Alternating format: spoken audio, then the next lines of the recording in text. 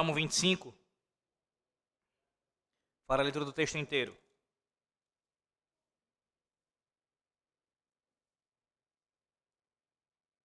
Diz assim a palavra do nosso Deus. Salmo de Davi, meus irmãos. A ti, Senhor, elevo a minha alma. Deus meu, em ti confio. Não seja eu envergonhado, nem exultem sobre mim os meus inimigos. Com efeito, dos que em ti esperam, ninguém será envergonhado. Envergonhados serão os que, sem causa, procedem traiçoeiramente. Faze-me, Senhor, conhecer os teus caminhos. Ensina-me as tuas veredas. Guia-me na tua verdade e ensina-me, pois tu és o Deus da minha salvação, em quem eu espero todo o dia. Lembra-te, Senhor, das tuas misericórdias e das tuas bondades, que são desde a eternidade.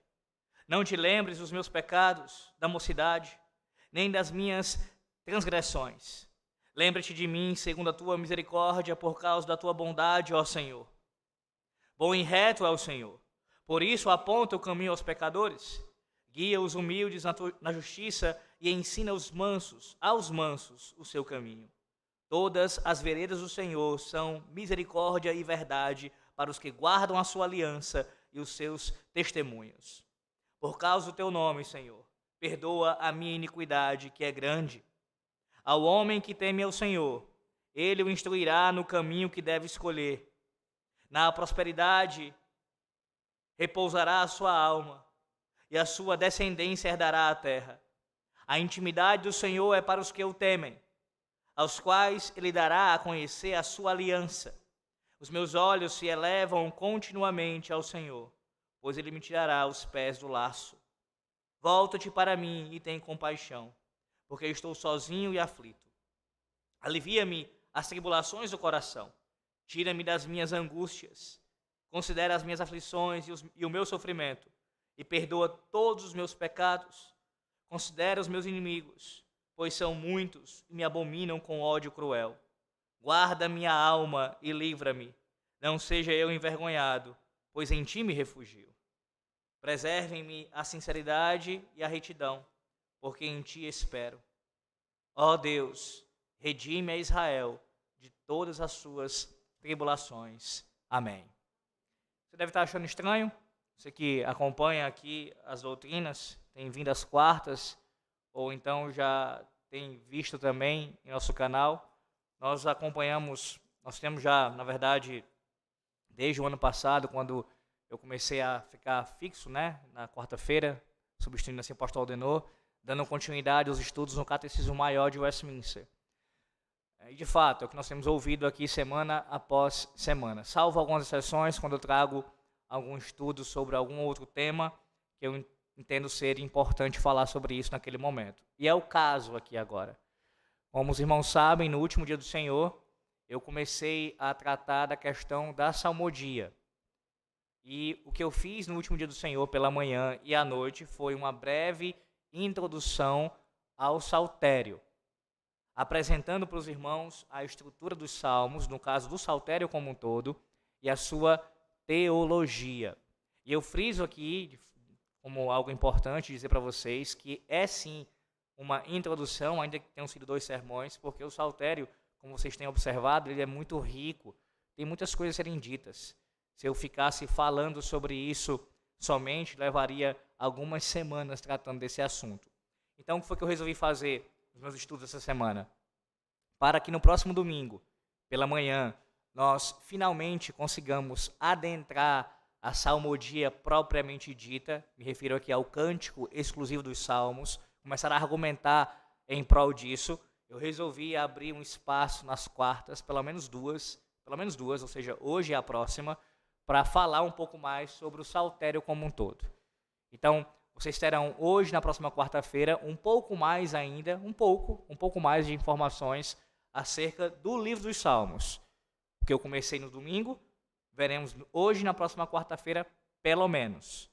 E no próximo dia do Senhor, aí sim, começaremos a falar da salmodia exclusiva propriamente dita, do cântico exclusivo dos Salmos. Hoje, o que a gente vai fazer aqui? Basicamente, eu serei sucinto, pelo menos eu pretendo ser sucinto na minha explanação. Eu quero que você conheça um pouco mais acerca dos temas que são recorrentes no saltério.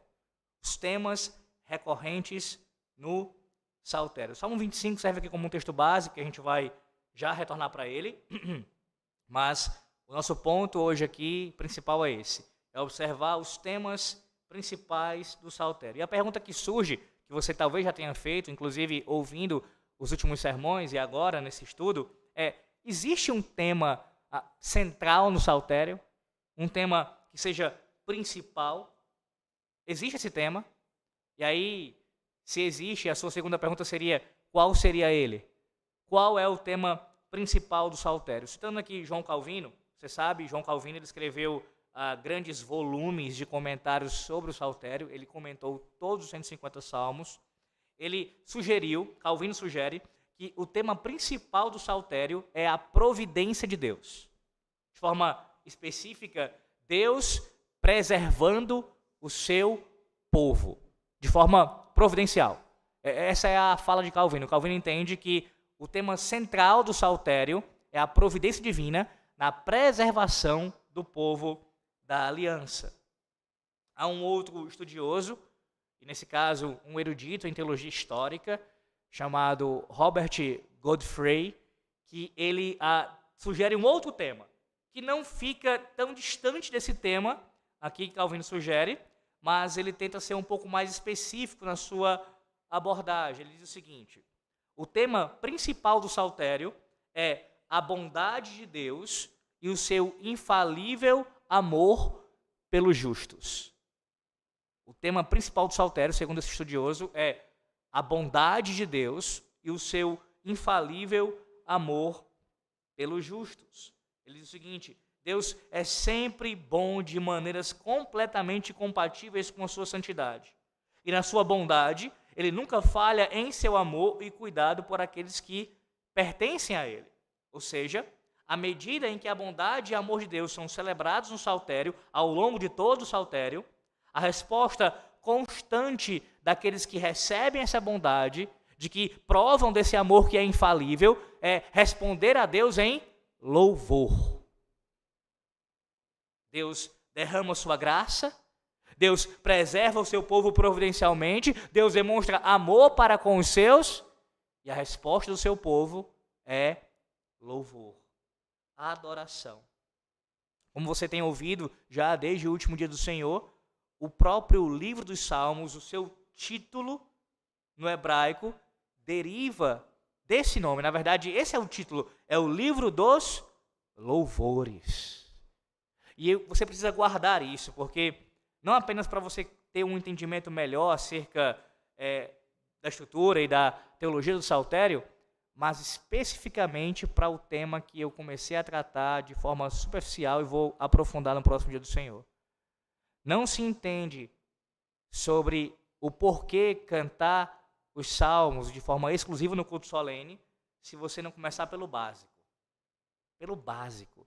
E uma das coisas básicas que você precisa entender é o próprio nome do livro.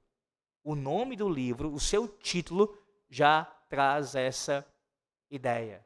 O livro dos louvores. Então, guarde isso. Se você tem um livro de louvores dentro da Bíblia, por assim dizer, um inário, propriamente dito, e não é apenas um inário, é um inário que é inspirado, e nenhum outro, já adiantando que eu vou tratar, nenhum outro está nessa categoria, por mais belo, por mais fiel à palavra, por mais que tenham melodias que sejam harmônicas e que chamem a sua atenção, nenhum outro inário pode ser comparado a esse inário, porque somente esse inário é inspirado.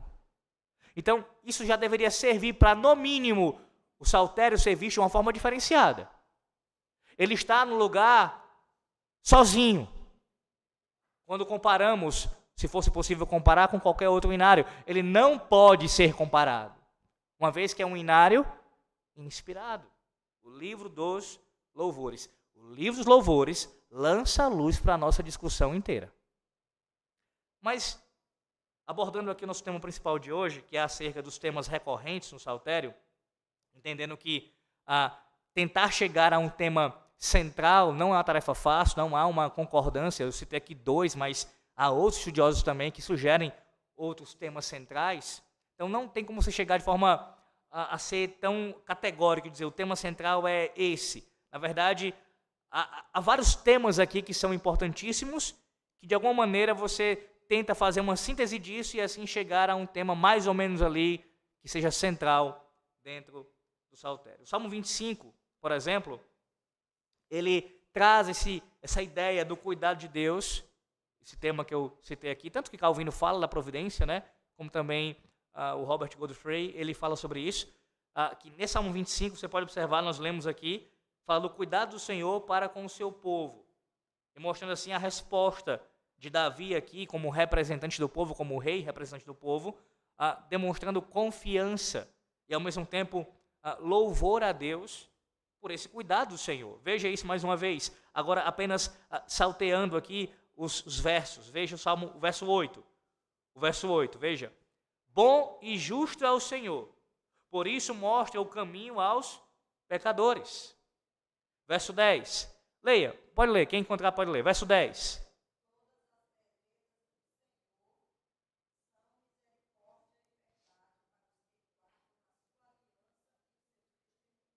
Veja, o verso 8 e o 10 são exemplos do cuidado de Deus. Deus, em sua providência, cuida do seu povo.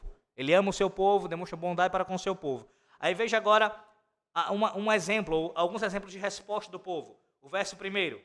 O verso 1, olha, veja como que diz o verso 1.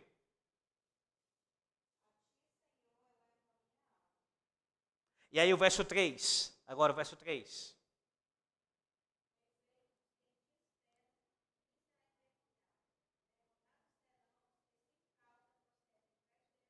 Percebe? A resposta é de confiança. E sempre esse diálogo, esse aspecto, essa característica pactual, ela está presente em toda a Bíblia. A resposta do povo, ou melhor, a maneira do povo falar, sempre é em tom de resposta àquilo que Deus fez primeiro. Colocando de uma forma mais clara. Primeiro Deus se pronuncia, primeiro Deus fala, primeiro Deus demonstra a sua graça, o seu amor, a sua bondade. Primeiro Deus faz algo para que nós depois possamos responder. Então o salmista aqui, nesse salmo, esboça isso de forma muito clara. Deus, ele demonstra a sua fidelidade pactual. Por isso, confiemos no nosso Deus. Confiemos nele e louvemos o seu nome. Mas veja, subordinado a esse tema, que aqui eu tenho sugerido como uma tentativa de síntese de um tema central para o saltério, pegando esses autores aqui, tem temas que são subordinados. Sim, muitos, mas vamos ver aqui alguns. Primeiro tema subordinado. Primeiro tema subordinado a essa questão da providência, do cuidado providencial de Deus para com o seu povo, é o tema da pecaminosidade dos justos. Escute, os justos, aqui no saltério, eles são aqueles que estão ligados a Deus por uma verdadeira fé nos termos do pacto. Mas os justos não são perfeitos, de forma nenhuma. Eles podem cair em pecado e até em pecado grave. Um exemplo disso é o próprio Davi, que é o principal salmista. Ele não apenas caiu em pecado, mas em pecados graves, gravíssimos. Ainda assim, os pecados dos justos, eles são perdoados somente por causa do substituto. Por causa daquele que Deus proveu para receber a punição em seu lugar. Cumprir a lei em seu lugar e receber a punição pelos seus pecados. Sim, os justos estão ligados a Deus através do pacto por causa da graça de Deus. Como diz aqui o próprio texto, fala sobre Deus... Versículo 10, veja o versículo 10. Todas as veredas do Senhor são misericórdia e verdade para os que guardam a sua aliança e os seus testemunhos. Mas veja, eles só guardam a aliança de Deus por causa da demonstração de misericórdia do Senhor. O Senhor é bondoso para com eles. Por isso eles podem guardar a sua aliança, ainda que seja de forma imperfeita.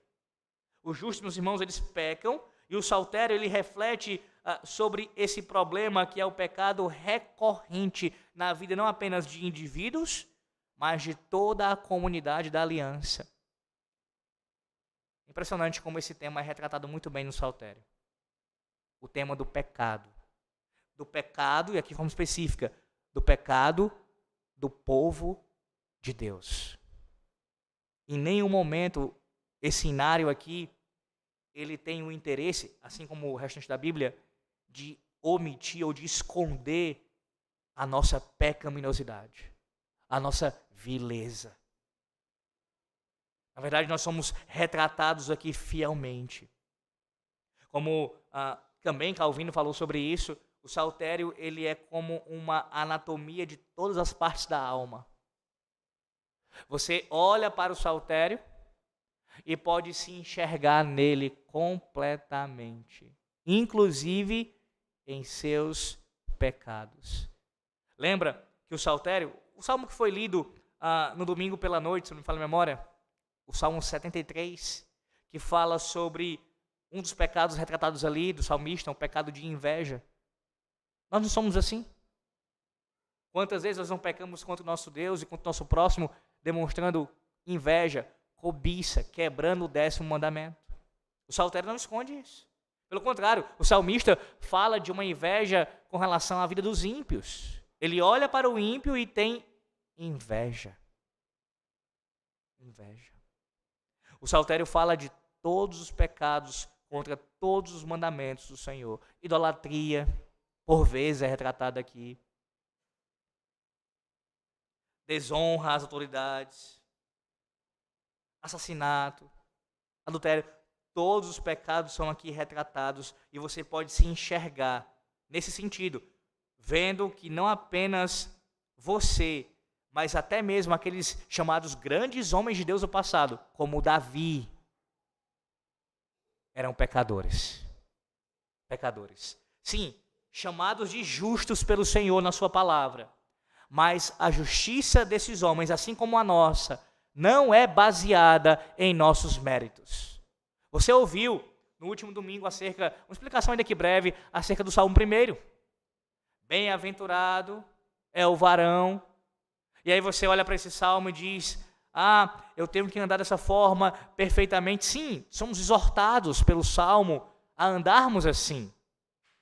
Todavia, em última instância, o salmo é uma referência à pessoa do Messias, ao Cristo. Adão, o primeiro Adão, ele era esse homem, como expliquei, bem-aventurado, que andou sim guardando a lei de Deus, mas de tal maneira que pudesse pecar, e pecou contra Deus. Mas o segundo Adão não. O segundo Adão é o reflexo, é a demonstração perfeita do Salmo 1. O Salmo 1 é o próprio Cristo sendo retratado. Ele é o varão que não anda conforme os pecadores, não se assenta na roda dos escarnecedores, não faz nada daquilo que é pecaminoso, ele guarda, ele medita na lei do Senhor dia e noite. Ele é o varão perfeito. Então, por causa do justo, nós fomos justificados e assim somos, nesse sentido, chamados de justos.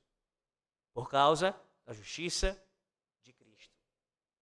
Novamente, o Salmo 25 aqui, nós podemos enxergar essa pecaminosidade dos justos e a oração pelo perdão, perpassando aqui alguns versículos. Veja aí, o versículo 7. Leia o versículo 7.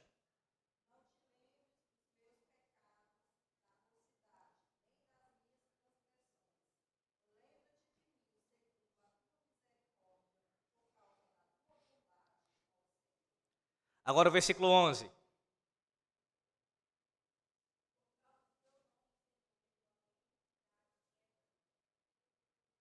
E o 18, versículo 18.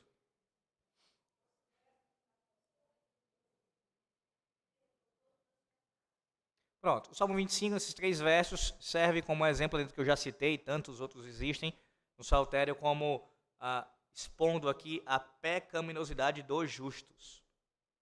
Há um outro tema, que o autor que eu tenho utilizado aqui especialmente nessa noite, ele traz para nós acerca do Saltério, que é o tema e aí ele vai tratar de forma mais específica, Calvino fala, o mistério da providência.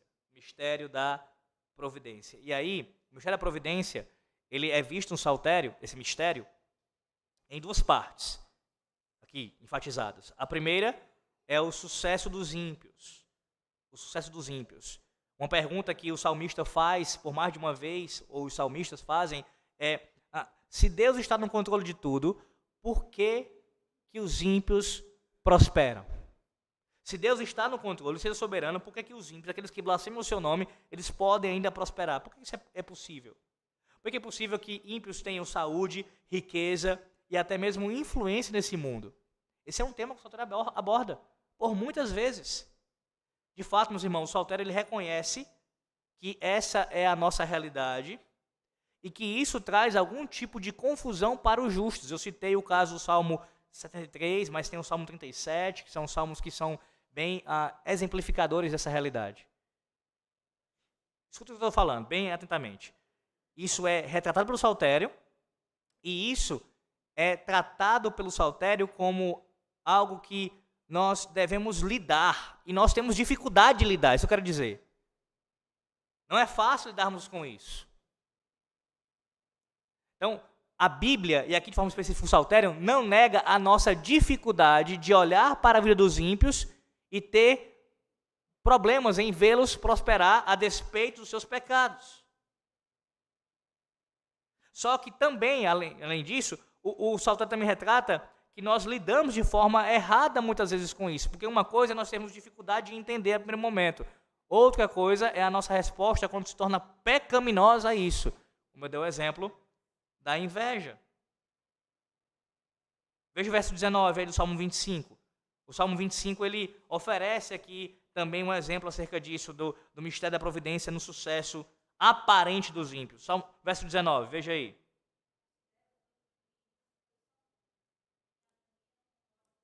Que são muitos. Mas não apenas esse tema é tratado da providência com relação à questão do sucesso dos ímpios. Um outro tema também é o próprio sofrimento do justo. E eles andam lado a lado. Ao passo que o ímpio prospera muitas vezes nessa terra, o justo, ele sofre. Ele sofre. E essa também é uma questão que nós temos dificuldade de encarar, de lidar com isso. Mas o saltério está cheio dessas coisas. Por que eu estou enfatizando tanto essa importância de você conhecer o saltério sobre isso? Porque nós não sabemos lidar com essas questões. Uma das razões é porque nós somos ignorantes sobre o que a Bíblia diz sobre isso, sobre o que os salmos falam sobre isso. Se nós conhecêssemos o que Deus retrata na sua palavra, revela para nós sobre qual é de fato o estado do ímpio e o estado dos justos, nós olharíamos para além das circunstâncias. De fato, o justo sofre. E isso não é algo que pode ser negado por nós como os adeptos da teologia da prosperidade. Mas, por outro lado, esse sofrimento é retratado pela palavra de Deus como algo que, em última instância, está contribuindo na providência de Deus para nos formar cada vez mais conformes à imagem e semelhança do nosso Senhor e Salvador. O próprio Novo Testamento fala sobre isso, sobre nós sermos aqueles que dão continuidade aos sofrimentos de Cristo.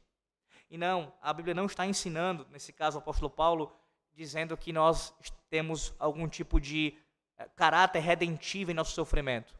Eu sofro completando as aflições de Cristo, no sentido de que eu estou aqui me redimindo dos meus pecados, quando eu estou aqui sofrendo essas penalidades. Não, não é esse o entendimento. Mas a ideia é que, uma vez que eu estou ligado a Cristo, unido a Ele, eu dou continuidade através da minha vida, da minha experiência cristã, demonstrando que essa união que eu tenho com Ele é vista, inclusive, nos sofrimentos que eu encaro, eu enfrento em minha vida. Em outras palavras, se eu sou discípulo do crucificado, se eu sou discípulo daquele que sofreu por amor a mim, por causa dos meus pecados, é inevitável que eu também sofra. Não de forma redentiva, Ele redimiu os meus pecados. Mas eu sofro como uma demonstração disso. que eu estou unido a Ele. E esse sofrimento contribui no meu crescimento, no meu aprimoramento como cristão. Os salmos falam sobre isso. Eles cantam, eles proclamam essa verdade. O justo sofre, não se acanhe, não tente esconder isso, não abafe isso. De fato, os justos sofrem. O povo de Deus sofre. Sofre por causa dos seus pecados cometidos, sofre por causa dos próprios inimigos que tem que encarar, o diabo, o mundo, a própria carne, mas sofre, antes de tudo, por amor a Deus e por amor ao seu ungido. E assim exemplifica no seu sofrimento a própria obra de Cristo em sua vida. Terceiro tema aqui, que também é subordinado a esse tema da providência, da bondade de Deus para com o seu povo, que é a confiança em Deus e no futuro. No caso, a esperança de Deus agir em prol do seu povo, apesar de todo o sofrimento presente. Essa é uma verdade retratada no Salmo. Veja aí mais uma vez o Salmo 25, o verso 3, de novo, verso 3. Veja o verso 3. Pode ler.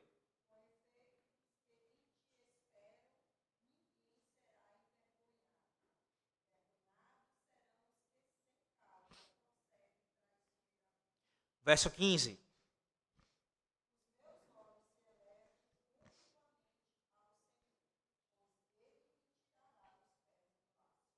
E o verso 20.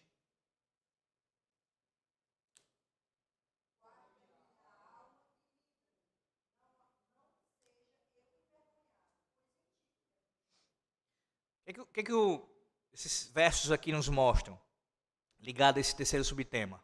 O primeiro, que eu falei acerca da providência, é a prosperidade dos ímpios. Os ímpios prosperam.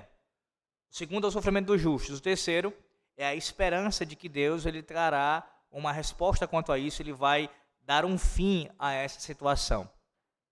E aqui está a grande maravilha de tudo isso daqui, porque o saltério não fica sem resposta a esse problema. Porque é um problema, sim. É um problema. Aqueles que estão em Cristo sofrendo, aqueles que odeiam a Cristo prosperando muitas vezes, mas o saltério não fica sem resposta. Ele nos dá a resposta. A resposta é: Deus irá resolver isso. Deus irá dar um fim ao sofrimento dos justos e Deus vai acabar com a prosperidade dos ímpios. Haverá um dia em que os ímpios serão julgados e os justos que sofreram com o Senhor e pelo Senhor serão recompensados. Percebe o equilíbrio que existe nesse cenário? O equilíbrio teológico que existe nesse cenário? Que equilíbrio, pastor? O saltério não esconde a realidade do sofrimento dos justos, nem da prosperidade dos ímpios, mas coloca de forma balanceada isso em todo o inário. Mas também dá a resposta teológica da providência de Deus para isso. Deus trará o resultado final. Ele vai acabar com esse problema. E assim enche o coração daqueles que cantam os salmos de esperança. De esperança. Apenas um inário que tenha sido inspirado por Deus pode conter nele um equilíbrio, um balanceamento perfeito em sua teologia. Qualquer outro escrito humano que não tenha a inspiração divina para lhe dar esse amparo, ele terá a tendência de se ir para algum extremo. Por que você pode cantar o salmo sem nenhuma dificuldade de achar que está cantando, por exemplo, uma música semelhante às músicas pentecostais e neopentecostais, como a tão famosa música Sabor de Mel? Por que você pode cantar com essa tranquilidade? Eu não estou cantando algo nem sequer de longe semelhante a isso. Por quê? Porque esse cenário, ele, antes de tudo, é inspirado por Deus. Então aqui a vontade de Deus revelada, é o que Deus diz. Segundo, há um equilíbrio aqui perfeito. As coisas estão sendo tratadas de forma equilibradas. E além disso, Não se trata de uma vingança meramente pessoal, especialmente os salmos imprecatórios, mas do juízo de Deus contra os seus inimigos. Por isso você canta com toda tranquilidade. Por essas razões, são algumas aqui. Sabendo que a vontade de Deus está sendo cumprida quando você faz isso. Para concluirmos o estudo de hoje, essa parte aqui acerca desses temas, deixe-me fazer aqui, esboçar para você os pontos acerca desses temas que são sugeridos aqui por um estudioso.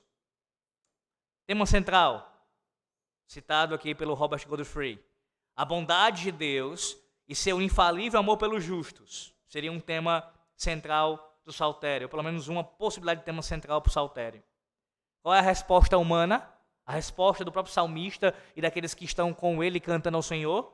Louvor, adoração a Deus. Os temas subordinados, um deles, a pecaminosidade dos justos.